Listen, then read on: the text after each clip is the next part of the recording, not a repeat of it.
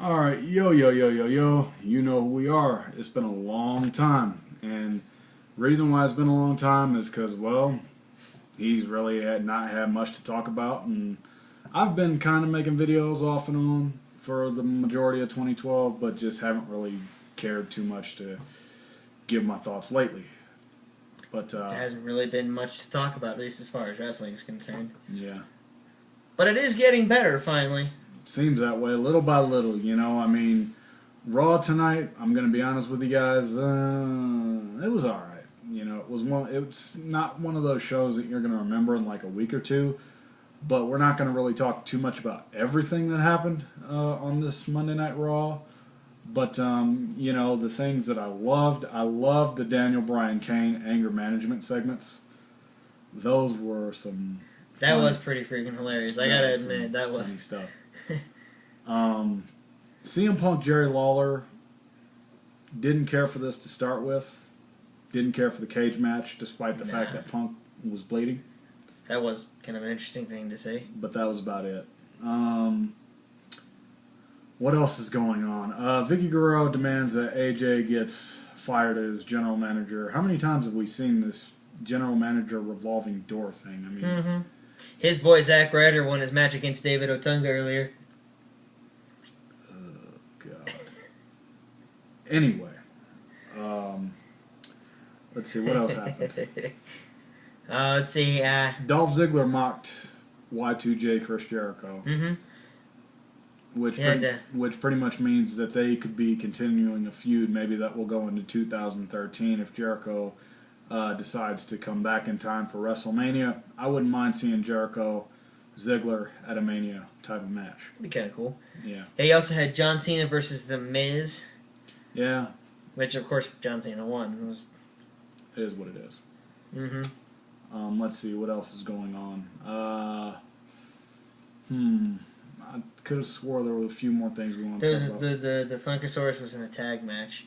It was Yeah, him and Sin Cara, I think, versus Cody Rhodes and Damian Damien Sandow. Sandow. Yeah. I enjoy Damian Sandow's mic skills. I think that he still's got a little ways to go, like to improve as a wrestler, because I haven't seen too much of his work. He But is on the microphone, I enjoy his. he is an exceptionally articulate fellow. Yes, I agree. I love Damian Sandow's mic skills. I mean, he's becoming one of my favorite guys on the microphone. Cody Rhodes, on the other hand, what the hell, guys? I mean, come on, Cody Rhodes, step your game up, man. Break out. Yeah, I don't really like Cody Rhodes that much to begin with. I mean, last year we were like, we were hoping Cody Rhodes was gonna go somewhere. After his feud with Rey Mysterio, he had the Intercontinental title, and now what is he doing? Nothing. Sheamus Del Rio, I honestly am done with Alberto Del Rio and Sheamus. I want to see Wade Barrett and Sheamus. I'm ready for that. I don't know about you, but I want to see that. England, Ireland. Yeah. Okay, I could buy that. Yeah. Let's see. What else is there to talk about? The big angle, of course. Triple H played up the crowd tonight, wondering or not if he's going to retire. And he and I were like, well, maybe he will, maybe he won't. He's not yet. Not yet, but I think, and it's like I was saying to him earlier, that maybe around WrestleMania you may see Triple H actually finally retire, although it may be, 30 as opposed to 29, Right. I'm thinking the game is going to be on his way out for the most part as a wrestler, and when he takes over as chairman in the post-Vince McMahon era, he'll wrestle a few matches, so I don't see the game completely retiring yet. I don't see him going away completely. There's no way. But I think the next three guys you're going to see go, it's going to be Triple H, Jericho, and The Undertaker. I agree. Which is sort of unfortunate, but, it's inevitable. Yeah, I mean, Undertaker, he's got a couple manias left in him. And my boy HBK, he's already gone, so... Yeah, and he's not going to come back. And he's not going to be a Ric Flair. Hogan! Excuse me. We were also talking about who else, what else needs to be retired. I honestly, Good Mike Work said this, and I brought this idea up to him. There needs to be at some point that DX needs to be seen one last time, and they've got to go, because I've got a feeling DX needs to get that closure. Mm-hmm. And for DX to get that closure, they need to get inducted into the Hall of Fame. If Ric Flair can get inducted twice, So can Shawn Michaels. Triple H is bound to get inducted. Did he actually get inducted as part of the Horsemen? Who? Flair. Yeah. Oh, okay. So if Ric Flair can get inducted twice, Shawn Michaels certainly can, and I know Triple H will. Because Shawn Michaels is the greatest ever, and Ric Flair just can't let go. But yeah, I mean, I agree with that. You know, they should go in as a faction because they were. I think that they were on the same kind of level as the Horsemen. Right. You know, they were almost the Horsemen of their age, of their era. You know. Yeah. Or as close as you were going to get, anyway. And let's see, what else is there to talk about? I know I've done a commentary on WWE 13. I've talked about it. Now, if he wants to talk about it, go ahead. It looks great, and I mean, you know, I was there. I lived through the Attitude Era. I did too. I know.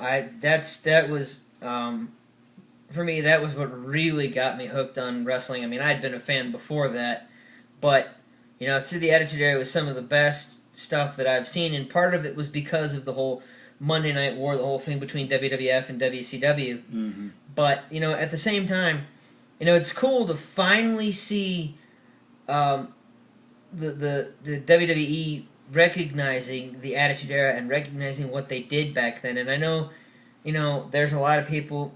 You know, we've said before we would love to see it get back to that kind of wrestling. And I'm not saying that I want to see the Attitude Era again. But I would love to at least see wrestling get back to PG-14 or TV-14. Right, you know. I mean, WWE, I still think they can pull off an edgy environment in PG. It was PG before they went TV-14 in the Attitude Era. So it's like eventually WWE, you're going to have to start going there again. Because let's face it, in 7 days we got Monday Night Football. And there's going to be, we just made an agreement where we're going to get together every week.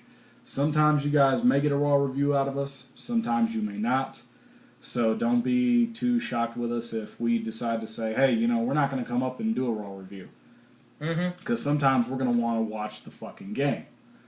Because let's face it, you know, now that football's back. Gotta watch my Broncos. Yeah, and now that the NBA is also going to be back in a couple months, we got a lot of sports to watch.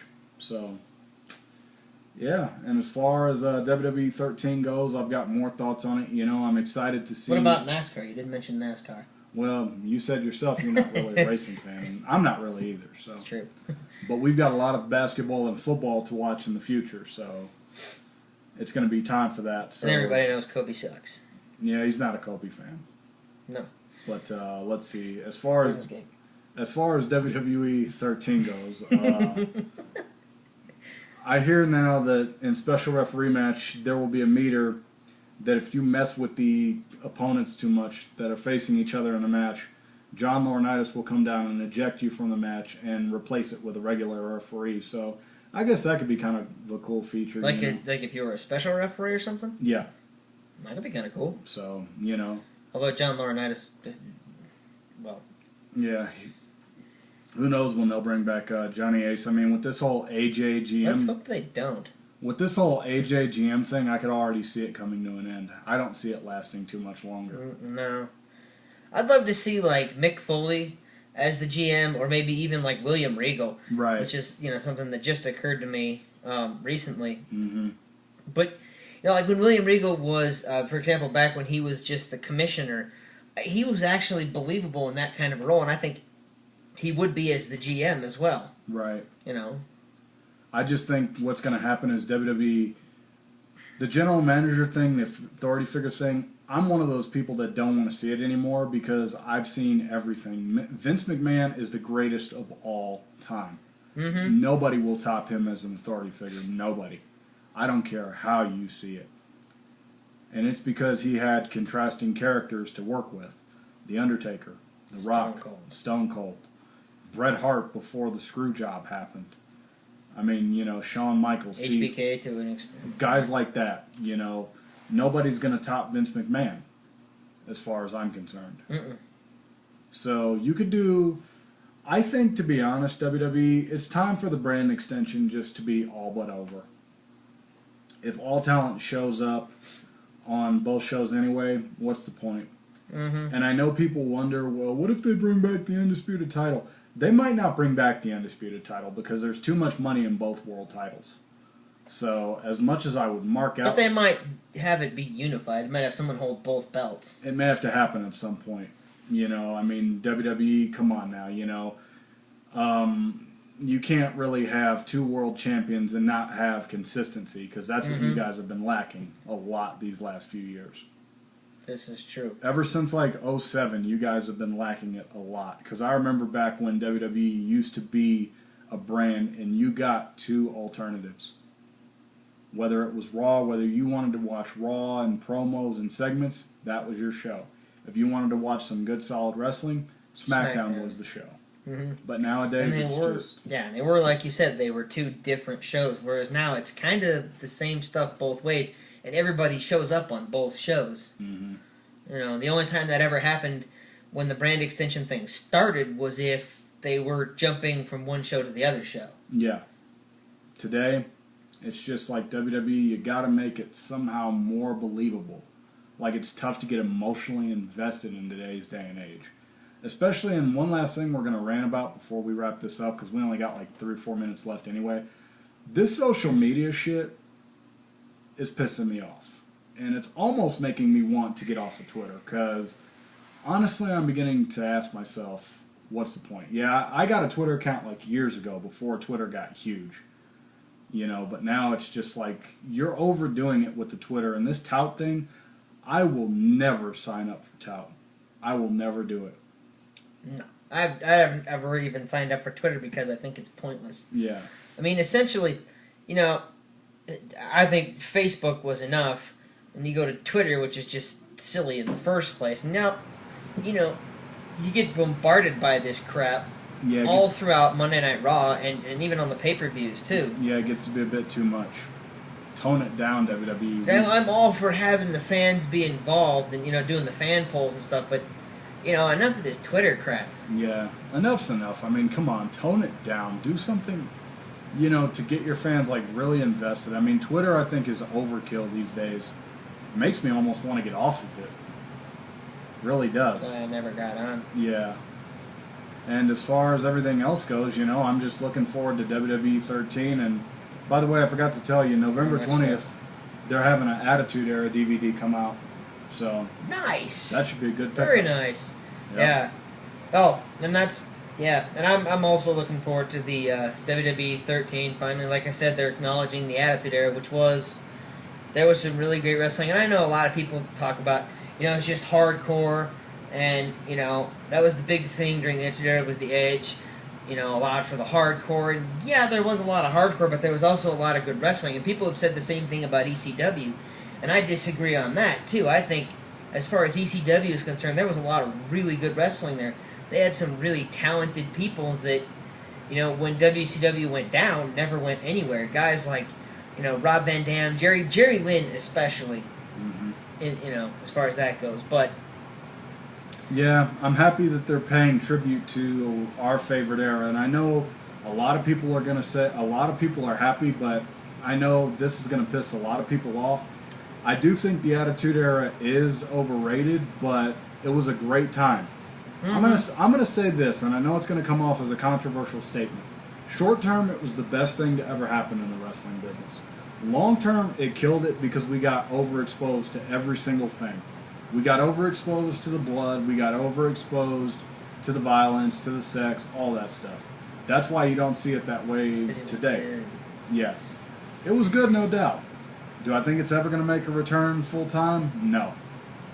Every once in a while, though, you'll get something like you got tonight with CM Punk bleeding.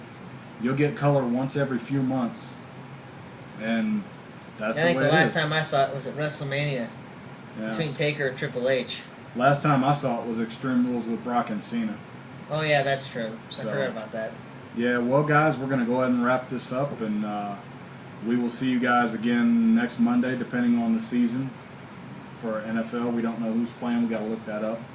So I'm DOZ. This is Alman 1. It's been a great review, great video. Peace.